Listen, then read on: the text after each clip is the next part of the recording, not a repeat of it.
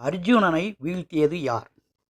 எவராலும் வெல்ல முடியாத மாவீரன் என்று புகழ்பெற்ற பார்த்தனாகிய அர்ஜுனனை ஒருவன் வீழ்த்தினான் என்றால் அதை நம்ப முடிகிறதா? அது உண்மையா? வாருங்கள் அந்த கதையை பார்ப்போம். மகாபாரத கதையின் அர்ஜுனன் உண்மையில் யார்? வேதவியாசரின் காவியத்தில் தீயவர்களை அடித்து நல்லவர்களை காக்கும் கடவுளான மகாவிஷ்ணு தன் உடலின் ஒரு பாதியை நரன், மறுபாதியை நாராயணன் என்ற இரட்டையர்களாக அவதாரம் எடுத்தார். இராமாயணத்தில் நரன் லக்ஷ்மணனாகவும் நாராயணன் ராமராகவும் மறு அவதாரம் எடுத்து தீயவர்களை சம்ஹாரம் செய்தனர்.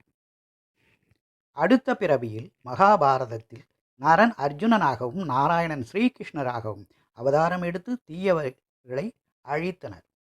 பொதுவாக ராமரும் கிருஷ்ணரும் மட்டுமே அவதாரங்கள் என்ற கருத்து நம்மிடையே இருக்கிறது. அது உண்மை அல்ல. மகாபாரதத்தை இயற்றிய வேதவியாசரே மகாவிஷ்ணுவின் அம்சமான நரனின் மறு அவதாரம்தான் அர்ஜுனன் என்று கூறியிருக்கிறார். அப்படியென்றால் அர்ஜுனனை யாராவது வீழ்த்த முடியுமா? என்னை தவிர வேறு யாரும் உனக்கு சமமில்லை என்று சிவபெருமானால் ஆசீர்வதிக்கப்பட்ட அர்ஜுனனை யார் வீழ்த்த முடியும்?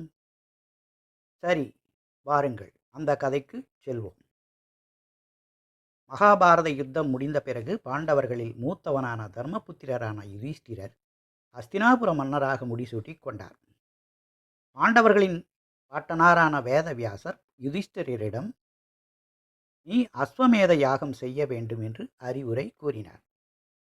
அஸ்வமேத யாகம் என்றால் என்ன? சக்கரவர்த்தியாக முடிசூட விரும்பும் ஒரு மன்னர் சர்வ லட்சணம் பொருந்திய எவராலும் கட்டுப்படுத்த முடியாத ஒரு குதிரையை எல்லா நாடுகளுக்கும் அனுப்ப வேண்டும். குதிரையுடன் பாதுகாப்புக்கு படைகளுடன் மன்னரின் பிரதிநிதியாக ஒரு மாவீரர் செல்வார்.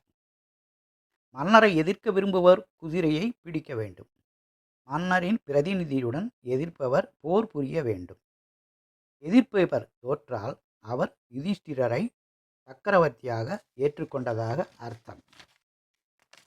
குதிரையுடன் பிரதிநிதியாக அர்ஜுனனை நியமித்த யுதிஷ்டிரர், அர்ஜுனா, போரில் உன் உயிருக்கு ஆபத்தால் என்றால் மட்டுமே நீ எதிரியை கொல்ல வேண்டும். முடிந்த அளவு தோற்றவர்களை கொல்ல வேண்டாம்.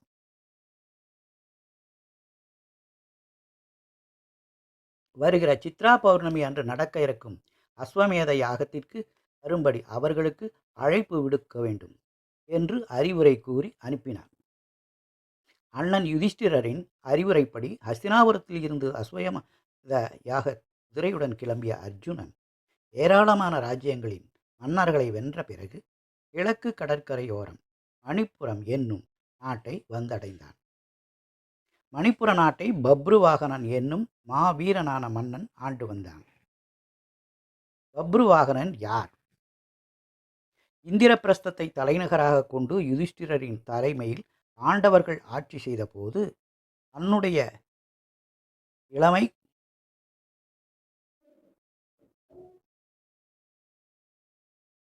காலத்தில் அர்ஜுனன் ஒருமுறை புண்ணிய நதிகளின் கரைகளில் இருந்த திவ்ய ஸ்தலங்களுக்கு தீர்த்த யாத்திரை சென்றான். அப்போது அர்ஜுனனின் பேரழகு, நற்பண்புகள், மாவீரம் ஆகியவற்றால் ஈர்க்கப்பட்டு அவன் மீது காதல் கொண்ட உலூபி என்ற நாககுலத்தைச் சேர்ந்த தெய்வீக சக்தி கொண்ட கன்னிகை குளிப்பதற்காக நதிநீருக்கு இறங்கிய அர்ஜுனனை தண்ணீருக்குள் தனது நாகலோகத்திற்கு இழுத்துச் சென்றாள்.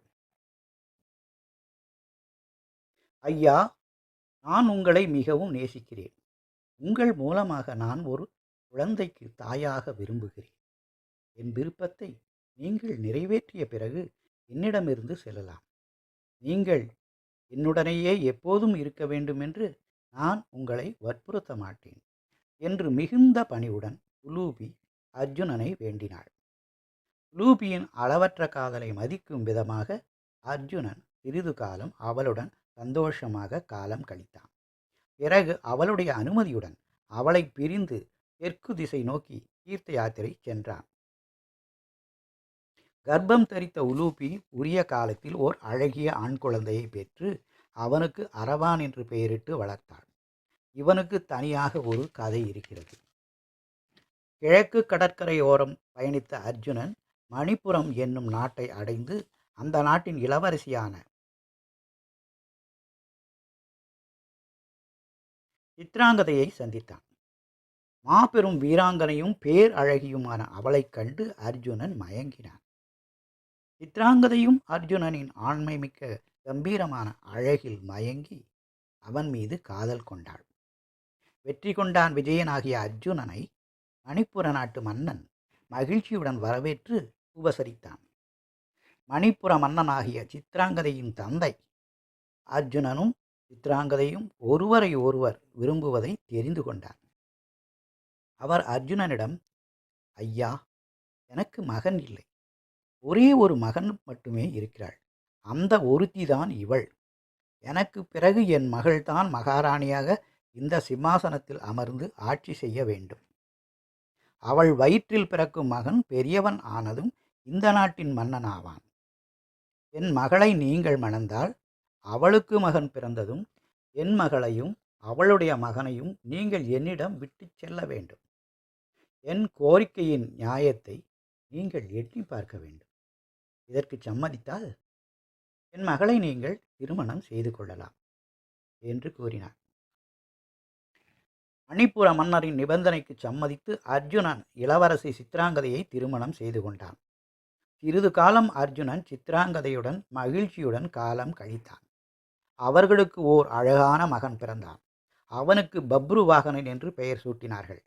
அதன் பிறகு சித்ராங்கதையின் தந்தையிடம் ஒப்புக்கொண்டபடி அவளையும் மகன் பப்ருவாகனனையும் பிரிந்து தன்னுடைய தீர்த்த யாத்திரையை தொடர்ந்தான் தனஞ்சயனாகிய அர்ஜுனன்.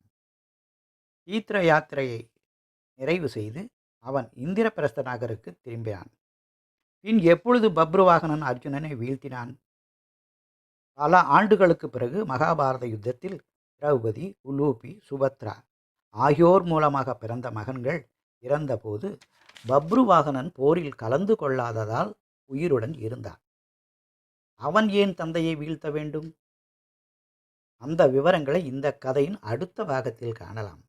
இந்த காணொளியை பார்த்ததற்கு நன்றி.